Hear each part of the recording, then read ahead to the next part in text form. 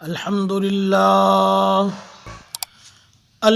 لله وكفى وسلام على عباده الذين اصطفى خصوصا على سيد الرسل وخاتم الأنبياء وعلى آله وأصحابه الأتقياء الذين هم خلاصة العرب العرباء وخير الخلائق بعد الأنبياء. أما بعد، أعوذ بالله من الشيطان الرجيم. بسم الله الرحمن الرحيم. وقالوا لولا نزل هذا القرآن على رجل من القريتين عظيم. صدق الله العظيم. قدم قدم پہ برکتیں، نفس نفس پہ رحمتیں، جہاں جہاں سے وہ شفیع عاصیاں گزر گیا. قدم قدم پہ برکتیں، نفس نفس پہ رحمتیں، جہاں جہاں سے وہ شفیع عاصیاں گزر گیا. جہاں نظر نہیں پڑی وہاں ہے رات آج تک، وہیں سحر ہوئی جہاں جہاں سے گزر گیا. گرامی قدر سامعین، آپ یہ بات اچھی طرح جانتے ہیں کہ دنیا دار الغرور یعنی دھوکے کا گھر ہے. اس کا سارا مال و متاع عارضی اور فانی ہے. حقیقی اور باقی رہنے والا گھر آخرت ہے. انما هذه الحیات الدنیا متاع وان الآخرۃ ہی دار القرار، کہ دنیا کی زندگی تو محض ایک عارضی فائدہ ہے، در حقیقت آخرت ہی باقی رہنے والا گھر ہے. قرآن مجید اور احادیث نبویہ کے اندر زہد یعنی دنیا سے بے رغبتی کی بہت فضیلت ارشاد فرمائی گئی ہے. آپ صلی اللہ علیہ وسلم نے ارشاد فرمایا، لو کانت الدنیا تعدل عند اللہ جناح بعوضہ ما سقا منہا کافرا شربۃ ماء، کہ اگر دنیا کی قدر و قیمت اللہ کے نزدیک مچھر کے پر کے برابر بھی ہوتی تو اللہ تعالیٰ کسی کافر کو اس میں سے ایک گھونٹ بھی پانی کا نہ دیتا. حضرت ابن عمر رضی اللہ تعالی عنہ فرماتے ہیں کہ نبی علیہ السلام نے میرا کندھا پکڑ کر مجھے ارشاد فرمایا، کن فی الدنیا کأنک غریب او عابر سبیل، کہ دنیا میں اس طرح گزارا کر جس طرح کہ تو مسافر اور پردیسی ہے. ایک دفعہ آپ صلی اللہ علیہ وسلم نے ارشاد فرمایا، الدنیا ملعونۃ ملعون ما فیہا الا ذکر اللہ. فرمایا دنیا اور اس کی سب عیش و عشرت، سب مال و متاع ملعون ہے سوائے اللہ کے ذکر کے. آپ صلی اللہ علیہ وسلم نے یہ بھی ارشاد فرمایا، اطلعت فی الجنت فرأیت اکثر اہلها الفقراء. فرمایا میں نے جنت کا معائنہ کیا، میں نے جنت کو دیکھا تو وہاں امیروں کی بنسبت فقیر لوگوں کی تعداد زیادہ ہے. محترم سامعین، آج میں آپ کے سامنے یہی عرض کروں گا کہ نبی اکرم صلی اللہ علیہ وسلم نے دنیا کے مال و دولت، اس کی لذتوں اور راحتوں سے کتنا حصہ لیا، اور آیا نبوت و رسالت کے عظیم منصب کی وجہ سے آپ نے دنیا میں عیش و آرام اٹھایا یا مصائب اور تکالیف برداشت فرمائیں؟ یاد رکھیے، آپ کو اللہ تعالیٰ نے دنیا کی حرص و طمع سے اس حد تک دور رکھا ہوا تھا کہ آپ کی اصل دولت فقر و فاقہ ہی تھی۔ اس لیے آپ علیہ الصلاۃ والسلام نے ارشاد فرمایا الفقر فخری، کہ مجھے اپنے فقر پر بڑا فخر ہے۔ یہ بات بھی ذہن میں رہے کہ آپ کا زہد اور فقر اختیاری تھا، اضطراری نہیں تھا۔ اللہ کے پیغمبر ارشاد فرماتے ہیں کہ اللہ تعالیٰ نے مجھے فرمایا میرے پیغمبر اگر آپ چاہیں تو میں آپ کے لیے مکہ کی زمین اور پہاڑوں کو سونے سے بھر دوں۔ میں نے عرض کیا نہیں، مجھے تو یہ پسند ہے کہ ایک دن پیٹ بھر کر کھاؤں تاکہ تیرا شکر ادا کروں، اور ایک دن بھوکا رہوں تاکہ تیرے سامنے عاجزی کروں۔ آپ نے خود اللہ سے دعا فرمائی اللہم اجعل رزق آل محمد قوتا، کہ اے اللہ محمد کی اولاد کی روزی بقدر کفایت دے، یعنی دنیا کی عیش و عشرت کے دروازے میرے اور میری اولاد پر نہ کھولنا۔ کفار کو یہ بات سمجھ نہ آئی، وہ آپ کے فقر و فاقہ کو دیکھ کر کہنے لگے کہ یہ قرآن مجید طائف یا مکہ کے کسی امیر ترین آدمی پر کیوں نازل نہ ہوا؟ ان کے خیال میں امارت اور عیش پرستی عظمت کی دلیل تھی، جبکہ آپ صلی اللہ علیہ وسلم ارشاد فرماتے ہیں الفقر فخری۔ حدیث شریف میں ہے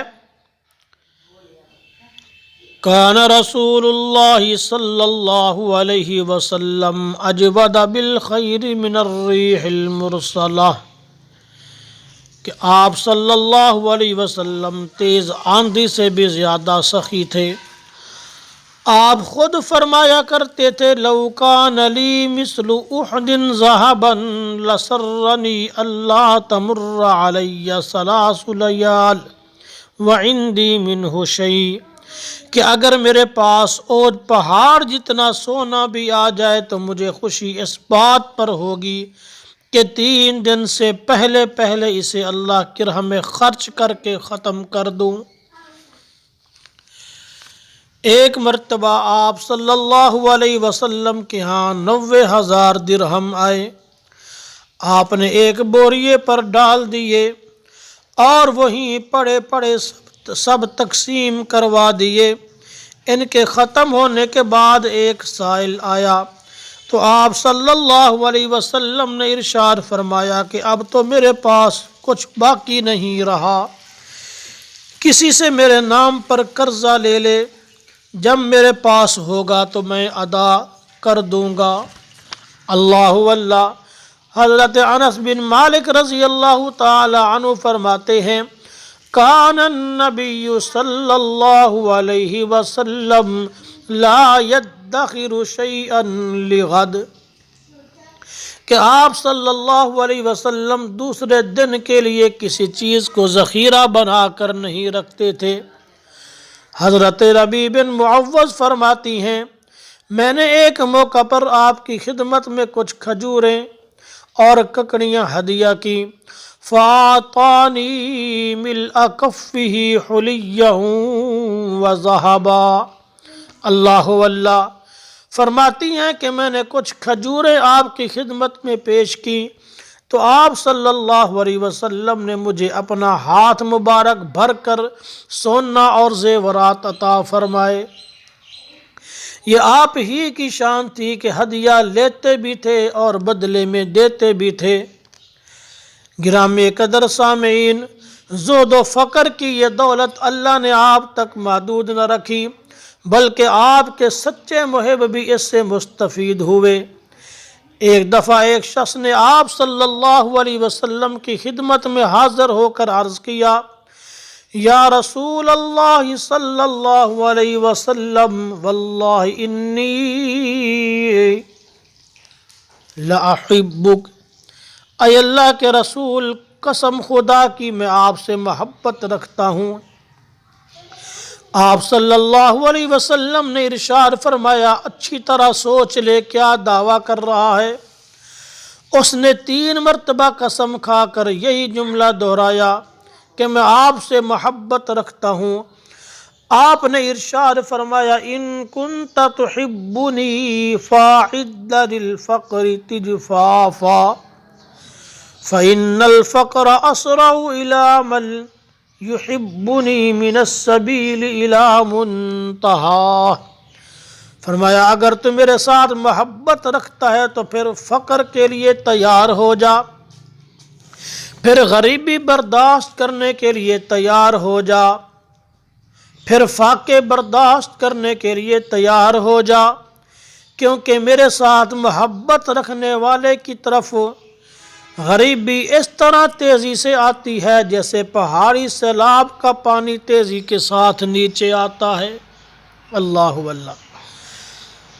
حضرت عائشہ رضی اللہ تعالی عنہ فرماتی ہیں کہ آپ کا بستر مبارک من عدم حشوہ من لیف، چمڑے کا تھا جس میں کھجور کی چھال بھری ہوئی تھی۔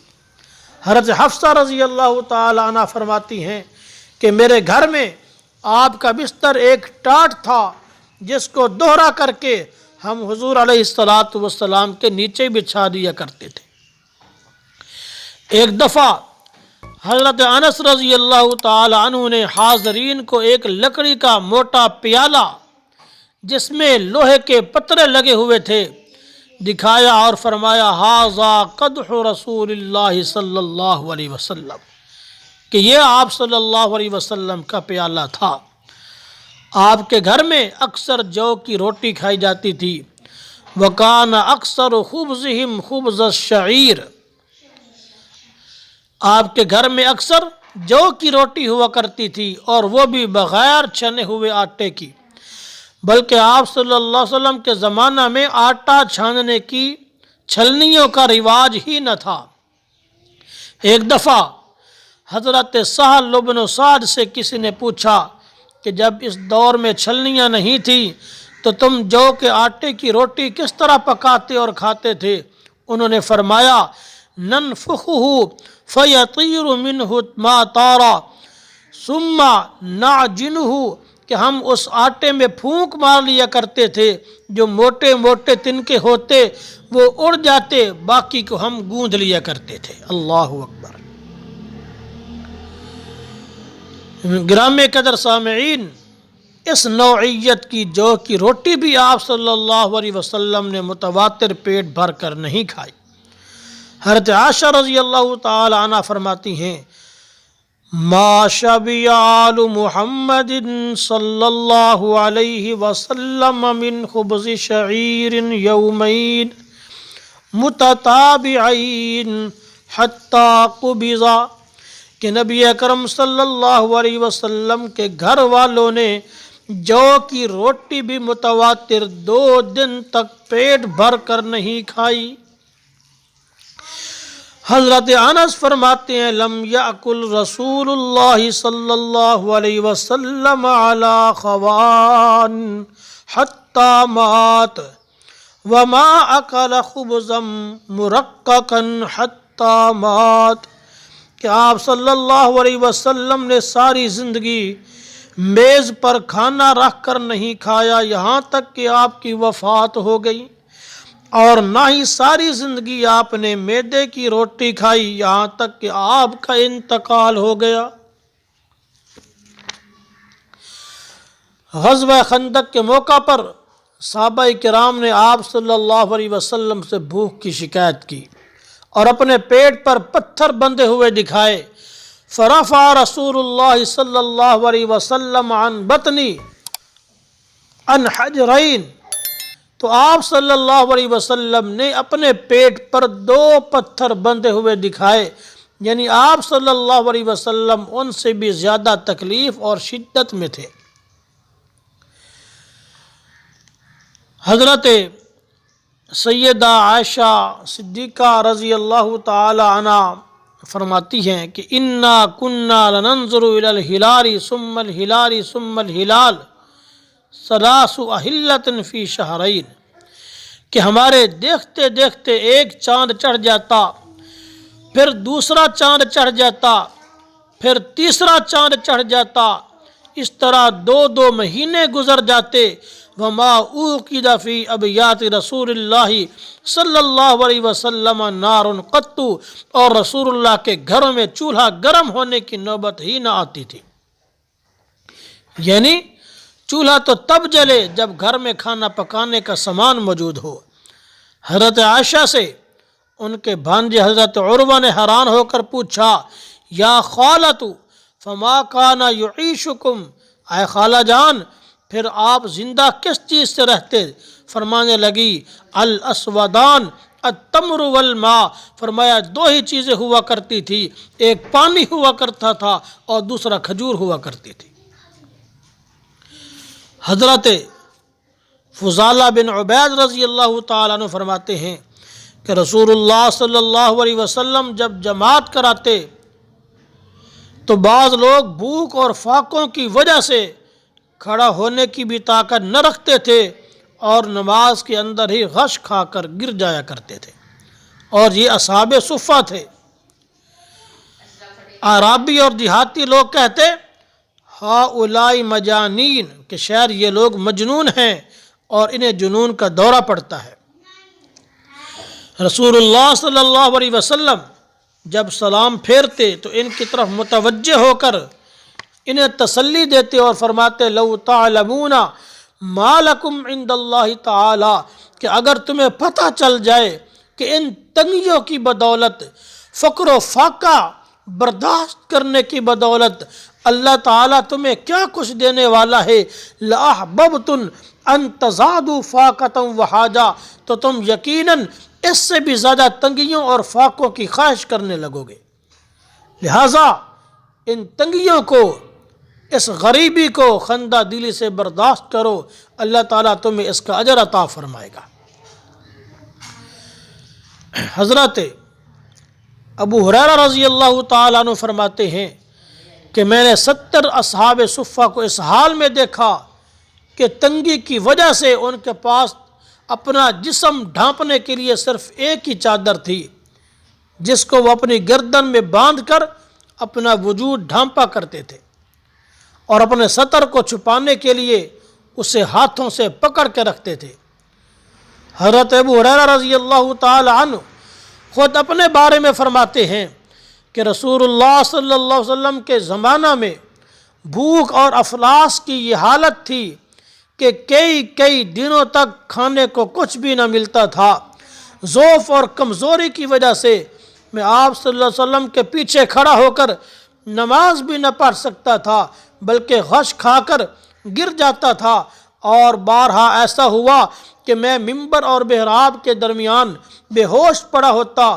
لوگ سمجھتے شاید ابو ہریرہ کو کوئی جنون یا مرگی کا دورہ پڑتا ہے، اور وہ بطور علاج میری گردن پر پاؤں رکھ کر دباتے تھے، حالانکہ واللہ ما بی من جنون، اللہ کی قسم مجھے کوئی جنون نہیں ہوا کرتا تھا۔ واللہ ما بی الا الجوع، اللہ کی قسم یہ سب کچھ بھوک اور فاقوں کی وجہ سے تھا۔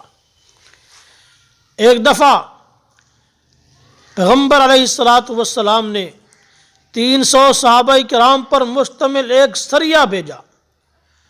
حضرت سیدنا ابو عبیدہ بن جراح کو ان کا امیر مقرر فرمایا۔ تنگ دستی اور افلاس کا یہ عالم تھا کہ آپ نے اس پورے لشکر کو زاد راہ کے طور پر صرف کھجوروں کی ایک تھیلی مہیا فرمائی۔ حضرت جابر رضی اللہ تعالیٰ عنہ فرماتے ہیں، فکان ابو عبیدہ یعطینا تمرتن تمرہ، حضرت ابو عبیدہ رضی اللہ تعالیٰ عنہ ہمیں روزانہ فی کا صرف ایک کھجور کھانے کو دیتے تھے، اور ہم اسے کھا کر اوپر سے پانی پی لیا کرتے تھے۔ حضرت جابر رضی اللہ تعالیٰ عنہ سے لوگوں نے سوال کیا کہ صرف ایک کھجور یومیہ پر آپ کا گزارا کس طرح ہوتا؟ فرمانے لگے کہ اس کھجور کی قدر بھی اس وقت معلوم ہوئی جب سارا زاد راہ ختم ہو گیا، اور اب ہمارا گزارا صرف گٹھلیوں پر تھا۔ نمسھا کما یمس الصبی ثم نشرب علیہ الماء، کہ ہم ان گٹھلیوں کو چھوٹے بچوں کی طرح چوس لیتے اور اوپر سے پانی پی لیا کرتے تھے۔ راستے میں ہم اپنی لاٹھیوں سے درختوں کے پتے جھاڑتے تھے اور انہیں پانی کے اندر بھگو کر کھا لیتے تھے۔ درختوں کے پتے اور گٹھلیاں کھانے کی وجہ سے ہمارے منہ اور ہونٹ زخمی ہو گئے اور درختوں کے پتے کھانا اور نگلنا بھی دو بھر ہو گیا۔ ہمارے جسم اتنے کمزور اور خشک ہو گئے کہ ہماری جلد پھٹنے لگی، مگر ہم نے نہ ہمت ہاری اور قتال فی سبیل اللہ کے لیے اپنا سفر جاری رکھا، یہاں تک کہ ایک مچھلی کی صورت میں اللہ نے ہماری غیبی مدد فرمائی۔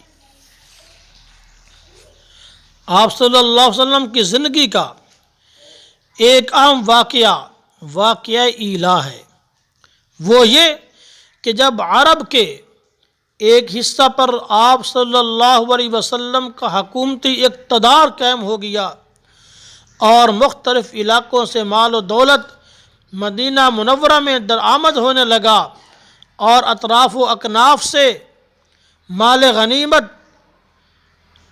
آپ کے قدموں میں آنے لگا، صحابہ کرام کے گھروں کے حالات بدل گئے، مالی تنگیاں دور ہو گئیں، فاقے ختم ہونے لگے، رفاہیت کا دورہ ہو گیا، پھر بھی آپ صلی اللہ علیہ وسلم کے گھروں کا وہی پرانا نقشہ قائم رہا، وہی فقر فاقہ، وہی زہد و قناعت، وہی افلاس اور تنگ دستی اسی طرح موجود رہی، اور یہ سب آپ کے جود و کرم کی وجہ سے تھا کہ جو آتا اللہ کی رضا کے لیے غرباء میں تقسیم فرما دیتے تھے۔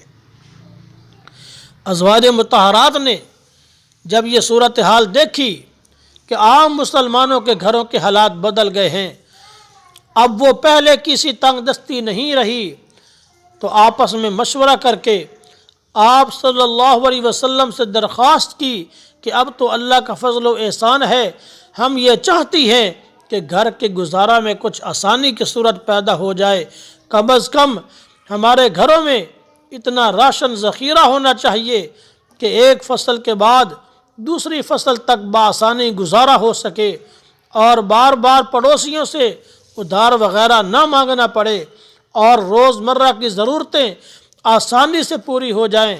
تو آپ صلی اللہ علیہ وسلم مہربانی فرما کر اس کا انتظام فرمائیں۔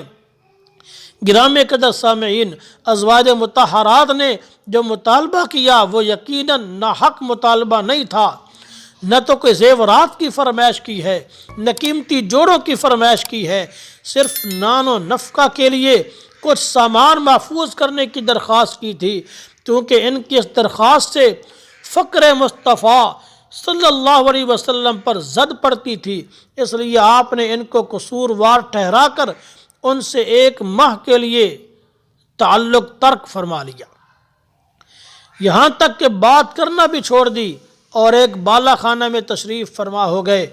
آپ جانتے ہیں کہ کوئی محبوب شوہر سب سے بڑی سزا اپنی بیویوں کو یہی دے سکتا ہے۔ منافقین مدینہ نے تو اس صورتحال سے خوب فائدہ اٹھایا اور منفی پروپیگنڈا کیا، مگر مخلص مسلمان نہایت پریشان تھے۔ ازواج کی حالت تو انتہائی کربناک تھی۔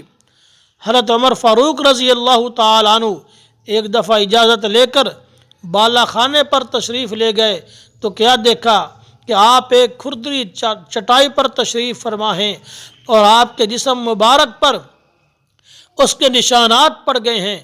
ادھر ادھر نظر اٹھائی تو وہاں چند مٹی کے برتن تھے، ایک پیالہ پانی پینے کے لیے، ایک برتن وضو کے لیے، ایک چھوٹا سا مشکیزہ جس میں پانی تھا، ایک تھیلی جس میں جو کا آٹا تھا۔